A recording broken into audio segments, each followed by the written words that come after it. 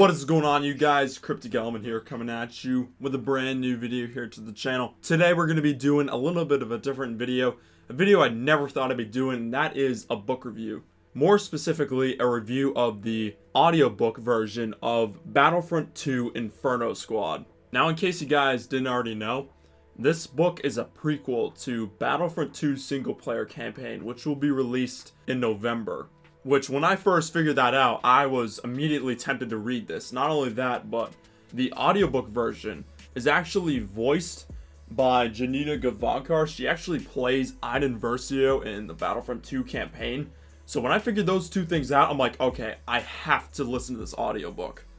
Now, the two main incentives as to why I chose the audiobook version is, one, I just would rather listen to the book rather than read it. That's just my personal preference. And two, since it was voiced by Janina Gavankar, I felt that listening to the actress who plays Iden Versio in Battlefront 2's campaign would help me get more attached to the characters, the universe, and whatnot. I just felt like it would be a very immersive experience. So that's why I chose the audiobook version. So starting here, we're going to be going into spoiler territory. So if you guys want to avoid spoilers of any kind, click off this video and come back after you've read the book. Now, just a quick heads up, I may have missed something while listening to the audiobook. I don't think I did, but if I get something totally wrong, that's why. I may have just zoned out for a couple seconds and just missed some crucial detail. I don't know. Maybe I did. Maybe I didn't, but I just want to let you guys know if I got something wrong. I also haven't read any reviews, watched any videos, watched any discussion videos on it. These are my honest impressions after finishing the audiobook, so I don't know anyone else's opinion on the book as of right now, as of recording this. But anyways, I've rambled on enough. Let's get into the review. Now, let's start off with the pros of the novel. Now, the whole sequence of Iden being present at the Battle of Yavin, how she survived the Death Star, landing on Yavin 4, etc. That whole part of the book, like that whole intro, was amazing, especially with all the sound effects, the soundtrack in the audiobook version. Like, it was incredible. Like, I'm sure some of you guys have listened to the audiobook know what I'm talking about. Like, that was an awesome sequence.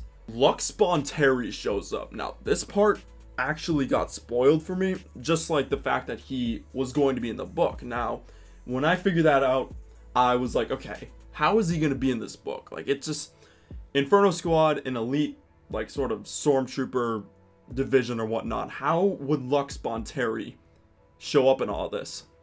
And the fact that he was the mentor of the partisan dreamers, that was quite a surprise, actually. Like, even knowing that Lux was going to show up, I was still shocked that the mentor was Lux. Like, and did he die? After listening to the epilogue, from what I think it was what Dell was saying, it seemed like Iden could have just stunned Lux, or did she not? I'm not sure.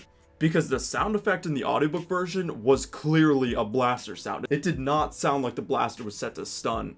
Part of me wants to know more about why Lux joined the Partisans, because the Partisans seemed like a very violent organization that just wants to kill everyone in the Empire. I feel like Lux, like referring to the Clone Wars version of Lux, I feel like Lux isn't the kind of person to do that.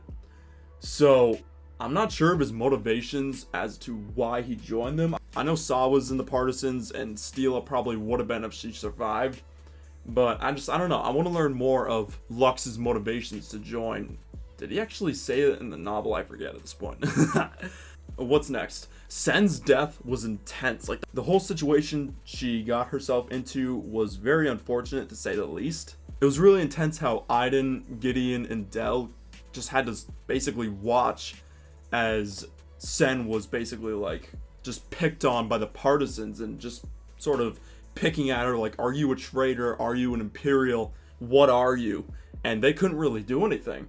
And the fact that Iden killed her was, oh my god, that was intense. I didn't think that would be the way. I had a feeling Sen would die because she wasn't shown in the promotional art for Inferno Squad for Battlefront 2, but she was on the cover for the Inferno Squad novel, so I had a feeling she would die. I didn't think she would die by Iden. Iden, I'm pretty sure, accidentally killed her. But yeah, it's kind of sucks that she died. Really shitty situation that she was in. Another thing that I liked about this book was the whole aspect of exploring Iden's family history, like her mother being a propaganda artist and her father an admiral who brought Vardos under imperial rule, like they willingly joined the empire, which I thought was really interesting. How the family was so imperial at heart, and how I think it was the admiral who came up with the quote was like, "Versios don't cry." Like that was like even in an intense situation where, like at the end where Aiden's mother died and she literally just couldn't help herself but cry, like that was, oh my god, like that was hard. That was an intense death for Aiden, I'm sure. It was just like she couldn't help but just let it out. Next up, we've got the chemistry between Aiden, Gideon, and Del, which I thought was really good, to be honest. Wasn't anything too crazy, but there was definitely chemistry. This next thing is a little random, but it was nice to hear Coruscant just mixed into the story and whatnot. It was nice to hear that Aiden actually went to, I think she went to school at Coruscant. It was either school or training, I forget which one, but it was nice to see Coruscant just in the mix of planets in the story. Now let's get into the cons. This book, in my opinion, portrayed Inferno Squad more as secret agents rather than elite soldiers. Like I thought this book would have been more like blasting people left and right, but it was more of just like sneaking into an Imperial palace at first and then becoming dreamers the next. Like it didn't really seem like they were doing like run and gun missions, which, I mean, I'm not saying I didn't like the missions they did. I just felt I was expecting more of like Republic Commando style, like go in, take out the enemies, get the information, get out of there. Like that's what I was expecting, but I did like the missions they were on. They were intense, especially trying to become partisan soldiers. Like that must have been intense to just play out that role. I wish we could have explored more of the Dreamer's fate, because from what I was listening to, it seemed like it was left up to interpretation. I thought the ending was gonna be like the Empire came in and just invaded their base. Like I thought that was what the ending was gonna be, but it didn't really explore that. I just felt like the ending just sort of left on a cliffhanger almost. Now between when the Inferno Squad got to the Dreamer's base, when they became a part of their crew, and when the dude died, I forget who it was, but it was the dude who Sen had to pretend to be romantically interested in. It kind of seemed boring, to be honest, like that part in between. Like I don't really remember what happened. Like I know Gideon had some flight training, I believe, but I don't know, just like the whole part of them being acclimated into the Dreamers, it felt kind of dull and just non-memorable in my opinion. Next up, let's talk about Sen. I can relate to Sen to a degree, but I felt like she was kind of a throwaway character. I don't know how to describe it, but it seemed like with some of her character traits that she was doomed from the start. Like I still felt for her, especially when she died. Like holy shit. I don't know. I feel like Sen just, there was Inferno Squad, like there was Aiden, Del, and Gideon, and then just I felt like Sen just didn't fit in. Like that's why I didn't really include her within like the chemistry part of my pros. Like I felt like Aiden, Gideon, and Del had like a good chemistry, but Sen kind of felt left out almost. I don't know. And lastly, why did the Empire tolerate Aiden's treason so lightly? Like I get her father's an admiral and whatnot, but I feel like she should have had a lot more punishment than she was given. Like she kind of got just brushed off, it seemed like, in my opinion, but I don't know. Seemed kind of privileged in that, right? Like I thought the Empire would have just completely just either executed her or just sent her to jail.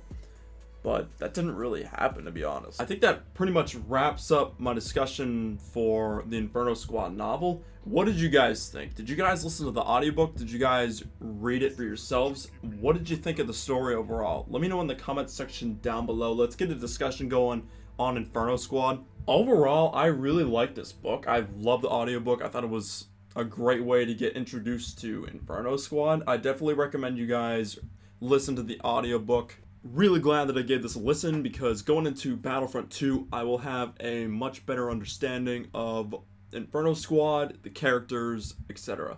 But yeah, guys, this is going to be wrapping it up for my first impressions / review of Inferno Squad. Thank you guys so much for watching this video. Hope you enjoyed it. If you did, don't forget to drop a like, subscribe if you're new to the channel to join the ever so growing table of elements, and I'll catch you guys in the next one.